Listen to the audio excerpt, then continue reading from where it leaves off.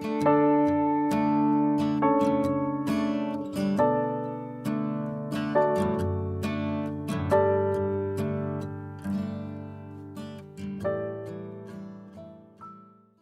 시간 주님께 안녕하세요. 대강교회 오훈 목사입니다. 3월 25일 월요일입니다. 하나님 우리에게 주신 말씀은 마가복음 14장 53절에서 65절까지 말씀입니다. 그들이 예수를 끌고 대제사장에게로 가니 대제사장들과 장로들과 서기관들이 다 모이더라. 베드로가 예수를 멀찍이 따라 대제사장의 집들 안까지 들어가서 아랫사람들과 함께 앉아 불을 쬐더라. 대제사장들과 온 공회가 예수를 죽이려고 그를 칠 증거를 찾되 얻지 못하니 이는 예수를 쳐서 거짓 증언하는 자가 많으나 그 증언이 서로 일치하지 못함이라. 어떤 사람들이 일어나 예수를 쳐서 거짓 증언하여 이르되 우리가 그의 말을 들으니 손으로 지은 이 성전을 내가 헐고 손으로 짓지 아니한 다른 성전을 사흘 동안에 지으리라 하더라. 하되 그 증언도 서로 일치하지 않더라. 대제사장이 가운데 일어서서 예수에게 물어 이르되 너는 아무 대답도 없느냐? 이 사람들이 너를 치는 증거가 어떠하냐? 하되 침묵하고 아무 대답도 아니하시거늘 대제사장이 다시 물어 이르되 네가 찬송받을 이의 아들 그리스도냐? 예수께서 이르시되 내가 그니라. 인자가 권능자의 우편에 앉은 것과 하늘 구름을 타고 오는 것을 너희가 보리라. 하시니 대제사장이 자기 옷을 찢으며 이르되 우리가 어찌 더 증인을 요구하리요? 그 신성 모독하는 말을 너희가 들었도다. 너희는 어떻게 생각하느냐? 하니 그들이 다 예수를 사형에 해당한 자로 정죄하고 어떤 사람은 그에게 침을 뱉으며 그의 얼굴을 가리고 주먹으로 치며 이르되 선지자 노릇을 하라. 하고 하인들은 손바닥으로 치더라. 아멘. 예수님은 겟세마네 동산에서 체포되셔서 대제사장 가야바의 집으로 끌려가십니다. 거기에는 이미 높으신 분들이 다 모여 있었지요. 여기에 공회라고 나오는 것은 산헤드린 공회입니다.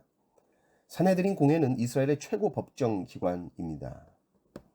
구약을 보면 모세가 70명의 장로를 세우는 장면이 나오는데 그것을 본따서 산헤드린 공회 회원이 70명입니다. 대제사장은 그 산헤드린 공회의 의장 역할을 감당하게 되죠. 중요한 사건에는 70명 정원이 참석하지만 보통은 23명 이상 출석하면 개회가 된다고 합니다. 재판은 월요일, 목요일에 열리고 6월절 같은 큰 축제 날에는 열리지 않습니다. 근데 예수님의 재판은 언제 열리죠? 6월절인데도 열립니다. 그것도 사형을 선고하려고 모인 것입니다. 공개적인 장소도 아니었습니다. 은밀하게 대제사장의 집에서 열리죠. 그것도 밤중에 은밀하게 모여서 날치기로 예수님의 사형을 통과시키는 장면입니다. 예수님께서는 지금 그를 고소하여서 죽이려는 무리들에게 완전히 둘러싸여 계십니다. 그러나 베드로는 멀찍이 여차하면 도망칠 수 있는 안전거리를 확보하며 예수님을 따라가고 있습니다. 이것은 따라가는 것이 아니죠. 구경꾼이죠. 언제라도 발을 뺄 수 있는 그 거리를 유지하고 있는 것입니다. 산헤드린 공회 회원들이 예수를 죽일 증거를 찾아야 되는데 없습니다. 당연히 없지요. 그래서 거짓으로 증언하는데 그 증언하는 사람마다 말이 다 다르니까 증거로 채택도 안 되는 상황입니다. 거짓 증언으로 언급되는 것이 성전에 대한 이야기입니다. 예수님이 손으로 지은 이 성전을 헐고 손으로 짓지 아니한 다른 성전을 사흘 동안에 지으리라고 했다는 겁니다. 그런데 그 증언도 서로 일치하지가 않은 것이죠. 그러니까 첫째, 증거를 찾되 얻지 못했다는 거, 또 증언이 서로 일치하지 못했다는 거. 그리고 성전에 대한 거짓 증언을 했는데도 그것도 59절 보면 그 증언조차도 일치하지가 않습니다. 그러니까 증거도 없고 또 거짓 증언한 것도 말이 안 맞는 거예요, 서로. 대제사장이 이제 나섭니다. 예수 왜 말이 없냐? 이 증거들이 어떠냐? 예수님이 아무 말씀도 하지 않고 가만히 계십니다. 그래서 대제사장이 직접 나섭니다. 예수님께 신성 모독죄를 뒤집어 씌워서 사형을 언도하려고 노골적으로 물어보죠. 61절을 보면 침묵하고 아무 대답도 아니하시거늘 대제사장이 다시 물어 이르되 네가 찬송받을 이의 아들 그리스도냐? 찬송받을 이는 하나님을 의미합니다. 하나님의 이름이 너무 존귀하시기에 입에 올리기조차 부담스러워서 찬송받을 이라고 그 하나님을 표현합니다. 그러니까 찬송받을 이의 아들 그러면 하나님의 아들이라는 뜻이죠. 네가 하나님의 아들 그리스도냐? 이렇게 묻습니다. 사실 이 질문에 대한 답은 마가복음 1장 1절에 이미 나왔습니다. 하나님의 아들 예수 그리스도의 복음의 시작이라 이렇게 나옵니다. 네가 찬송받을 이 아들, 하나님의 아들 그리스도냐 물을 때에 예수님은 이제 더 이상 침묵하실 수가 없습니다. 침묵은 부정이 되니까 진실을 말씀하셔야 되니까 내가 그니라 말씀하십니다. 6절에 보면 62절에 보면 예수께서 이르시되 내가 그니라 인자가 권능자의 우편에 앉은 것과 하늘 구름을 타고 오는 것을 너희가 보리라 하시니 예수님께서 내가 그니라 말씀하시고 그 뒤에 말씀하시는 것은 진짜 심판자가 온다는 말씀을 하고 계시는 거예요.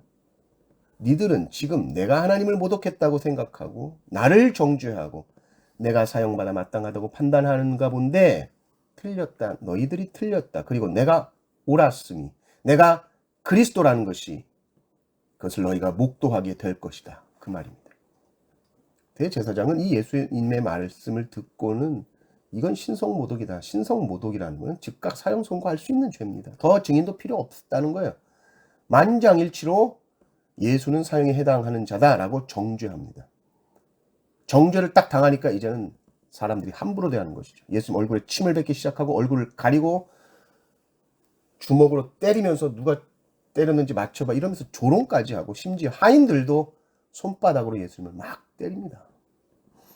가장 율법의 말씀과 가까이 있었던 대제사장 그리고 서기관들이 예수님을 못 알아봅니다. 말씀과 율법이라는 것이 결국 자신의 평판과 자신의 신분을 유지해주는 수단으로 말씀과 율법을 보지. 그러니 예수님을 알아보지 못합니다. 가장 예수님을 메시아로 먼저 알아보았어야 하는 자들임에도 불구하고 자신의 탐욕과 욕심에 눈이 어두워서 보지 못합니다. 우리도 마찬가지입니다. 우리도 우리 자신을 내려놓아야 예수님이 보이고 우리 자신을 내려놓아야 예수님이 영광 받으십니다. 예수님은 참으로 영원토록 찬송받으실 이의 아들이십니다.